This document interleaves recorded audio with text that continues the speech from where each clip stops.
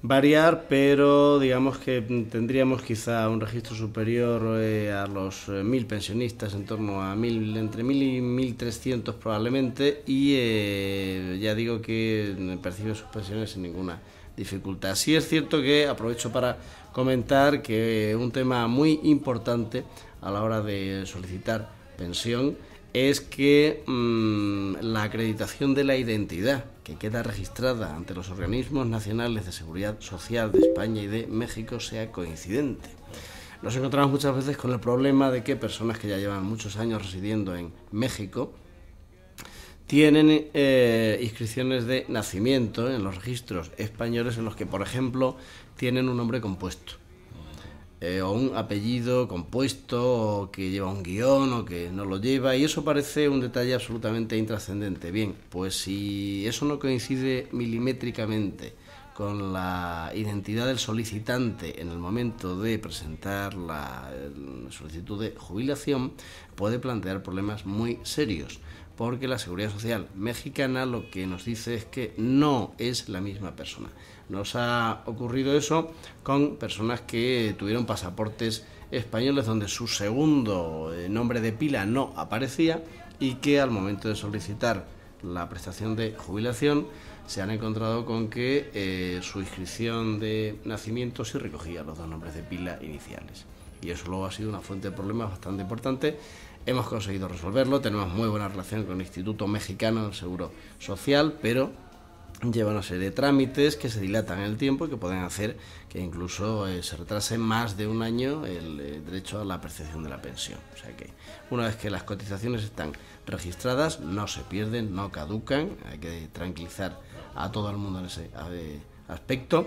Y lo que sí es importante también es que se tenga periódicamente la precaución de pedir tanto a la Seguridad Social de México como a la de España la vida laboral del trabajador o el informe de semanas cotizadas, que es el que emite el Instituto Mexicano del Seguro Social, porque de esa forma tenemos el documento fehaciente que luego nos permite acceder al derecho.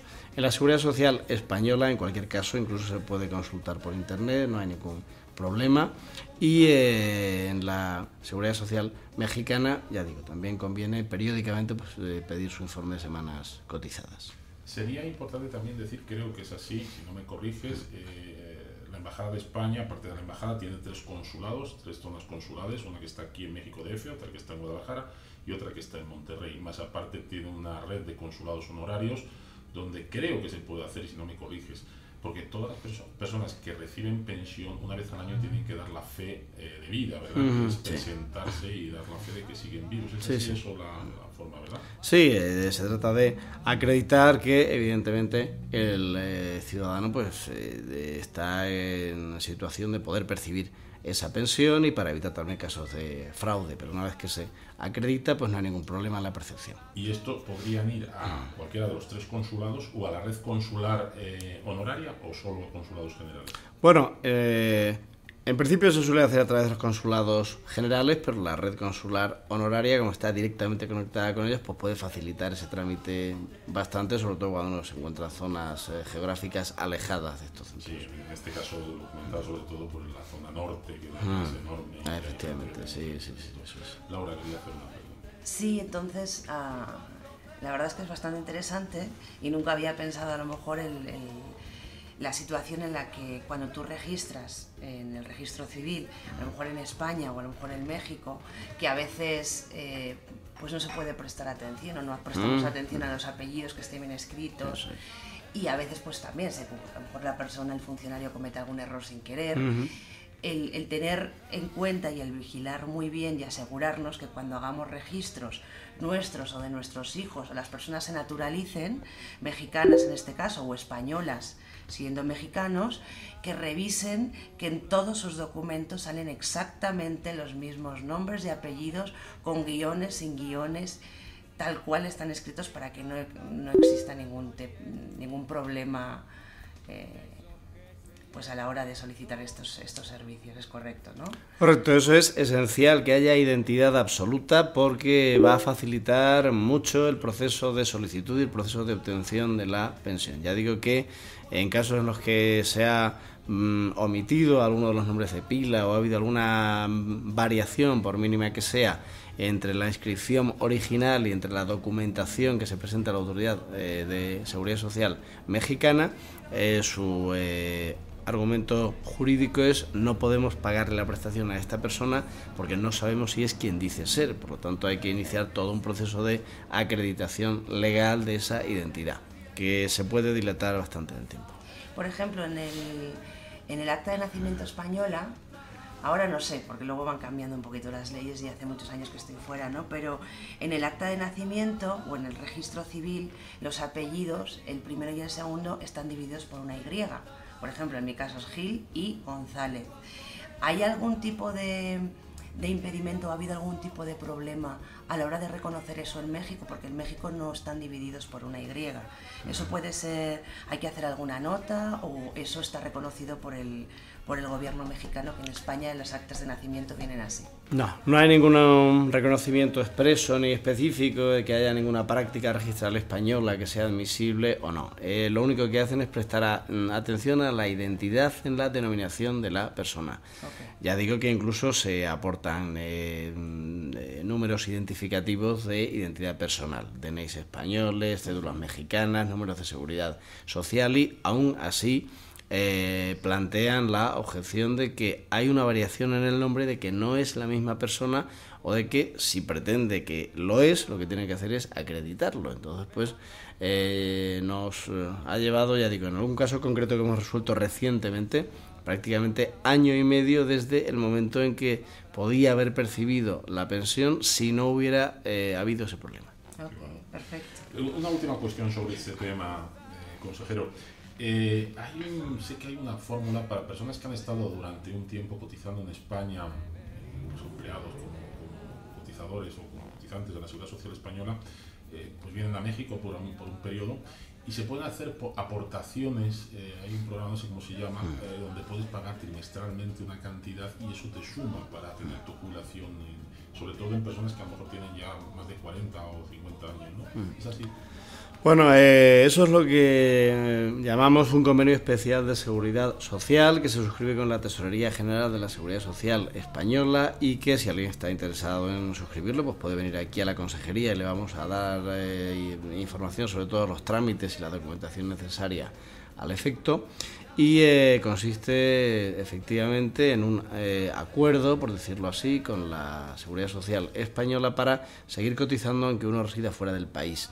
Eso significa que de ese modo puede mantener y mejorar sus bases de cotización. Al mejorar nuestras bases de cotización, mejoramos también la expectativa de la prestación que tengamos en el futuro, porque subirá su cuantía económica.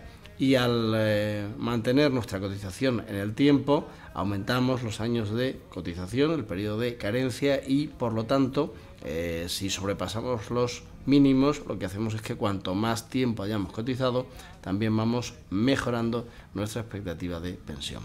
¿Recomendable? Pues recomendable hacerlo para todas aquellas personas que estén interesadas. Yo diría que entre los 40 y los 45 años ya es un momento óptimo para hacerlo, porque aunque parezca muy prematuro de cara a la jubilación, lo que ocurre es que si el periodo mínimo de cotización en la Seguridad Social Española para acceder a la prestación de jubilación son 15 años cotizados como mínimo, y también hay que tener en cuenta que en los últimos 7 años cotizados es esencial para la media de la cuantía de la futura pensión, y los 2 últimos años tienen que estar cotizados necesariamente. Entonces hay que atender siempre a eso y hay que tener en cuenta que no se pueden dejar periodos descubiertos sin cotización. Por lo tanto, es muy interesante que cuando uno llega a los 40 años se plantee informarse sobre ese tema, por si quiere tomar la opción, porque evidentemente no es una obligación, es una opción del ciudadano. Quien quiere la toma y la puede utilizar, y quien no. Hay personas que ya tienen cotizaciones acreditadas más que suficientes para recibir su prestación y no tienen ningún problema al respecto.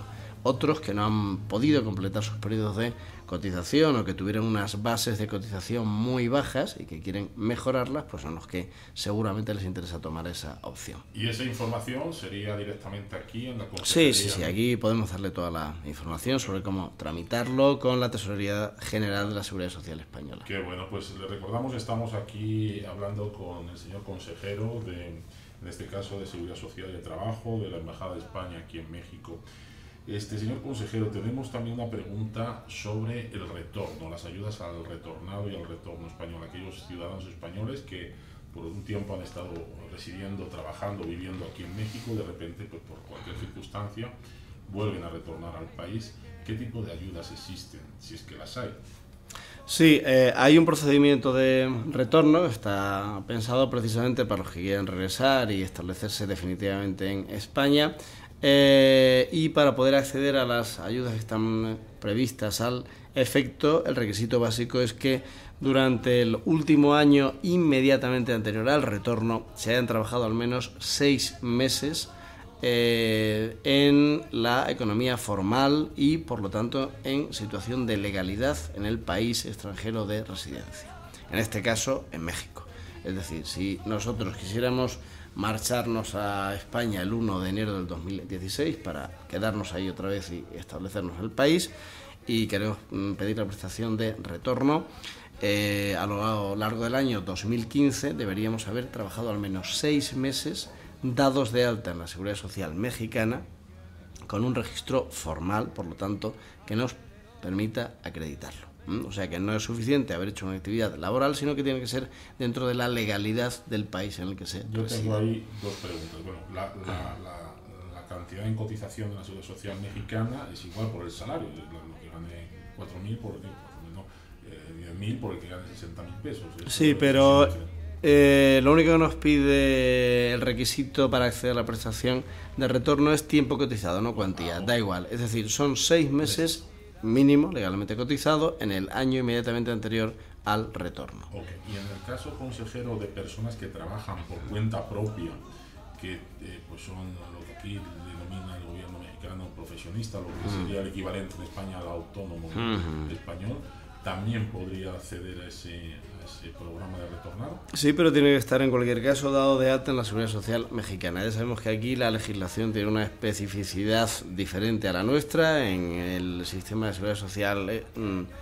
español el alta es obligatoria en cualquier caso, tanto para trabajador por cuenta ajena como para el trabajador por cuenta propia, y aquí tenemos alguna figura jurídica de trabajador independiente que no tiene exactamente la obligación y que se da de alta si quiere y si no, no. Para poder acceder a la prestación de retorno tendría que haberse dado de alta necesariamente y poder acreditar su situación, si no, no va a poder acceder a esa prestación.